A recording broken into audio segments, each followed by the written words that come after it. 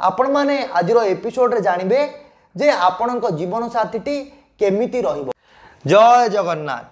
मु ज्योतिर्विद Deepak Kumar Das astro hub ज्योतिष गवेषणा केंद्र छत्रपुर गंजाम रो ज्योतिषी आपण माननकु न्यूज 18 चैनल माध्यम रे भेटी देबी आजिरो ए सुंदर अध्याय को। आपण माने आजिरो अध्याय रे जानिबे आपणक जीवन साथी केमिति रहिबो। तो जीवन रे आपण माने चारोटी अवस्था दे गति करिवे। तन्मध्यरु गृहस्थाश्रम अन्यतम। एई गृहस्थाश्रम रे प्रत्येक पुरुष विवाह बंधन रे बांधी होंती बा प्रत्येक स्त्री मध्य विवाह बंधन रे बांधी होंती। सृष्टिर सूत्र प्रकार अहम बहुश्याम प्रजाहि वेदर एही अग माने निहित सूत्र प्रकार प्रत्येक दंपति सृष्टिर कार्य को संपादन करती। आपण माने आजिरो एपिसोड रे जानिबे जे आपणक जीवन साथीटी केमिति रहिबो बा आपणक पई योग्य रहिबो बा आपणक दाम्पत्य जीवन भल हबो बा आपणक दाम्पत्य जीवन खराब हबो आपण माने केमिति जानिबे। ज्योतिष शास्त्र रे सप्तम भावरु बा सप्तम स्थानरु जातकर विवाह संपर्क रे अवगत बा जानी हुए।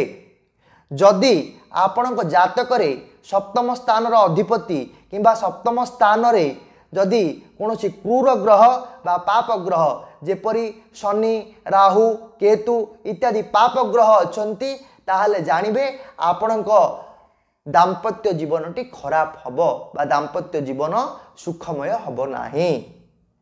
एई कंडीशन जनरली बहुत गुड़ाए कॉम्बिनेशन देखा पड़े। मु गोटे साधारण नियम देली किंतु जातक जदि आपणकर अन्यान्य भल कॉम्बिनेशन थिबो एई सप्तम पाप संपर्क व्यवस्थाटी अन्यान्य भल कॉम्बिनेशन द्वारा न्यूट्रलाइज होतबो ताहले आपण माने एते भय करबा को हबनी।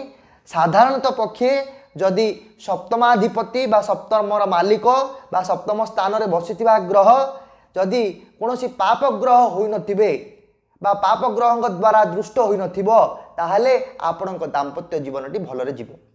आपण द्वितीय प्रश्न हेउथिबो पुओटे हेले झियोटे मते गोटे सुंदर जीवन साथीटी मिलिबो बा सुंदर पुरुषटी मिलिबो बा सुंदर कन्याटी मिलिबो कि नाही।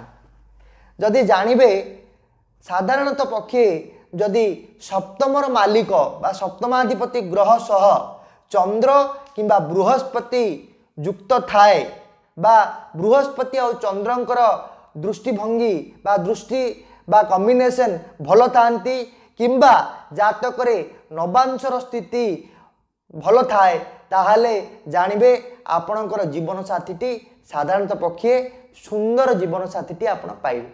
धन्यवाद। जय जगन्नाथ।